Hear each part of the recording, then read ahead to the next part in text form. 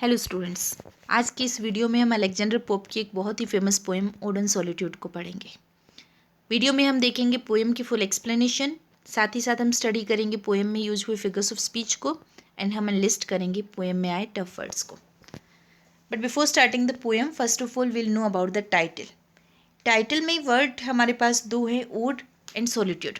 Solitude का mean होता है अकेलापन, एकांत, where nobody else is disturbing you, mean loneliness. And ode is a kind of poem. It's a long lyrical poem that is divided into many stanzas. एक लंबी और lyrical poem जिसे कई सारे stanzas में डिवाइड किया गया है। सो ओड ऑन सॉलिट्यूड मीन एक ऐसी पोएम जो पोइट ने लिखी है सॉलिट्यूड के बारे में, अकेलेपन के बारे में, एकांत के बारे में, जिसे उसने कई स्टेंजाज में डिवाइड किया है। But before starting the poem, first of all we will know about the background of the poem. It is a poem that was written when Alexander Pope was only 12 years old. And इसके serious mood को देखकर, mature concept को देखकर बहुत सारे लोग doubt करते हैं कि क्या वास्तव में ये पोएम तभी लिखी गई थी 1700 में, जबकि अलेक्जेंडर पोप खुद 12 ईयर्स के थे। पोप उस टाइम अपनी रिलीजियस बिलीफ, जो कि कैथोलिक फेथ का था, उसकी वजह से उन्हें फोर्स किया गया था एक छोटे से विलेज में रहने के लिए, जिसे आज पोप्सवुड के नाम से जानते हैं। और उस टाइम वो यंग चाइल्ड जिसने अपने आइडियल्स पाए सॉलिट्यूड के अंदर और बेस्ट फेज पाया उन्होंने इस लाइफ के, और इसके बारे में एक पोएम लिखी। So now we are going to start the poem, but before starting the poem I would request you that if you find the video useful and beneficial, please subscribe to my channel so that you can be benefited by many more videos of the same kind. So let us start the poem. Happy the man whose wish and care a few paternal acres bound, content to breathe his native air in his own ground. In the very first stanza, very beginning stanza, poet कहता है happy the man. Happy the man mean the man is very happy. वो इंसान बहुत खुश है. Whose wish and care, जिसकी wishes and cares. Wishes and cares mean desires, इच्छाएं. A few paternal acres bound, जिसकी सारी इच्छाएं बाउंड है, लिमिटेड है अपने कुछ पैटर्नल एकर्स. पैटर्नल मीन पैतृक, और एकर्स मतलब ज़मीन का जो एरिया हुआ, ठीक है, कि जिसके पास छोटी सी पैतृक ज़मीन है और उसी में उसकी सारी इच्छाएं लिमिटेड है, वो इंसान जो है बहुत ज़्यादा खुश इंसान है.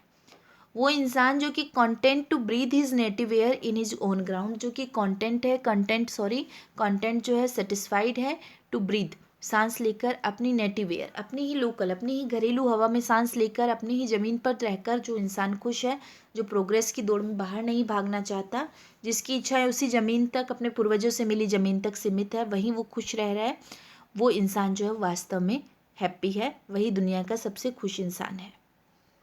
Whose herds with milk, whose fields with bread, whose flocks supply him with attire, whose trees in summer yield him shade in winter fire.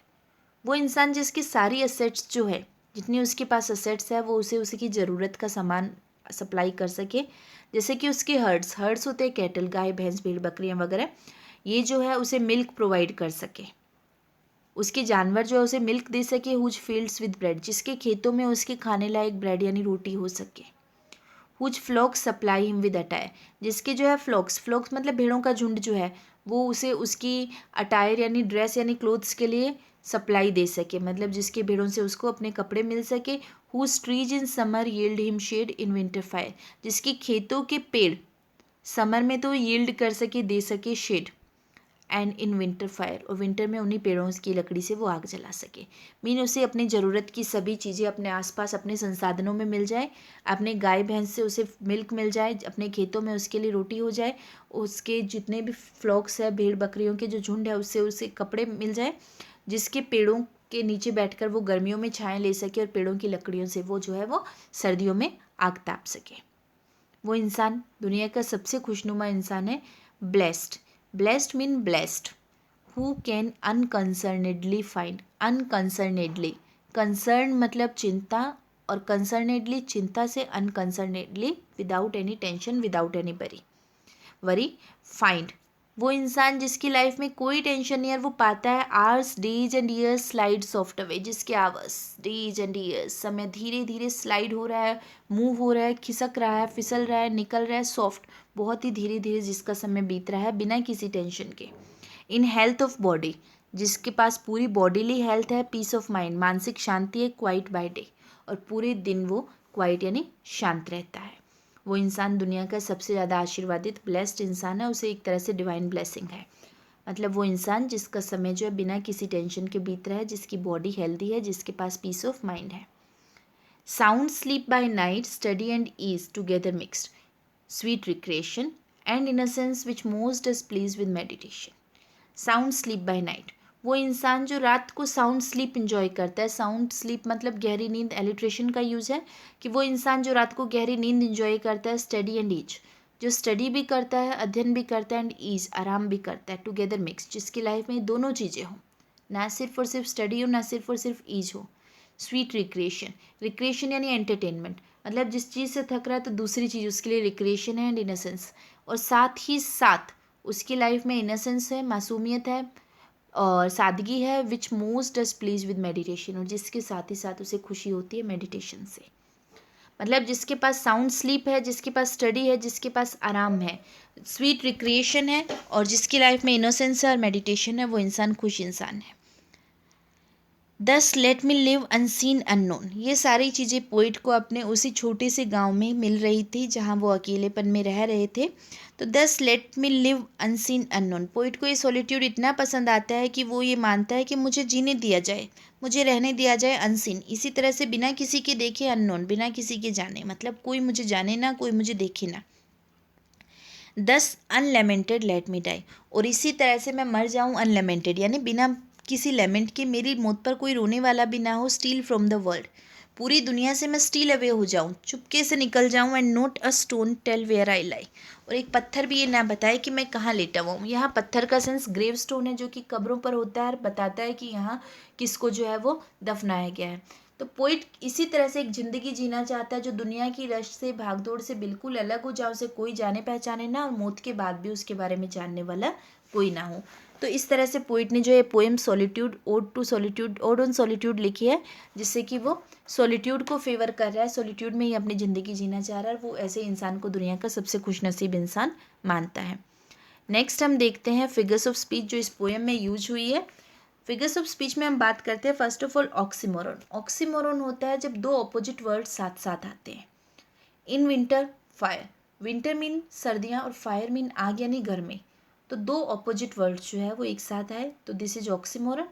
Imagery होती है जब आप कोई लाइन पढ़ते हैं, आपके माइंड में एक इमेज, एक सीन क्रिएट होता है। Trees in the summer yield him shade, पेड़ों की छाया, हमारे माइंड में जो है वो आती है एक इमेज, बहुत सारे पेड़ वगैरह, तो वो इमेजरी हुई।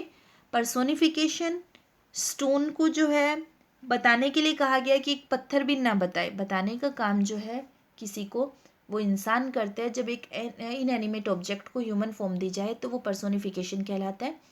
Alliteration, repetition of consonant sound, sound sleep and study, ये सब एस एस एस का रिपीटेशन हो रहा है, एलिट्रेशन है। एसोनेंस होता है जब एक ही वोवेल साउंड बार बार रिपीट हो रही हो एक लाइन में। एयर एंड केयर, ए अ का रिपीटेशन जो हो रहा है लाइन 1 एंड 3 में, ये एसोनेंस कहलाएगा। राइम स्कीम, पोयम के जो स्टेंजाज हैं वो ए बी की राइम स्कीम रख रहे हैं, वो उसमें बटे हुए हैं, तो ये पोएम की राइम स्कीम कहलाएगी। वर्ड्स टू नो में एनलिस्टेड है वो all the words that are tough that can be used by you as your ready reference, आप पोएम को पढ़ते टाइम यूज कर सकते हैं। Next about the poet, if we talk, Alexander Pope, and he was born in London to a Roman Catholic family, जबकि belief था Protestant का, तो कैथोलिक फैमिली की वजह से उन्हें अलग थलग रहना पड़ा। A childhood sickness left him with stunted height, poet की जो है हाइट बहुत ज़्यादा कम रह गई थी किसी बचपन की बीमारी से, जिसकी वजह से उनका नेचर भी थोड़ा सा विम्सिकल हो गया था। A curved spine and ill health for the rest of life. Pope earned fame and great financial success as a poet, satirist and translator, काफ़ी ज़्यादा उन्हें फेम मिली। He is perhaps best remembered for his mastery of the heroic couplet. Heroic couplet होता है एक ऐसा couplet जिसमें दोनों लाइंस राइम करती है और साथ ही साथ आयम्बिक पेंटामीटर में लिखी जाती है। आयम्बिक पेंटामीटर में हमने देखा जनरली सोनेट की लाइंस भी होती है। As in an essay on man and rape of the lock, ये सब हेरोइक कपलेट में लिखी गई है।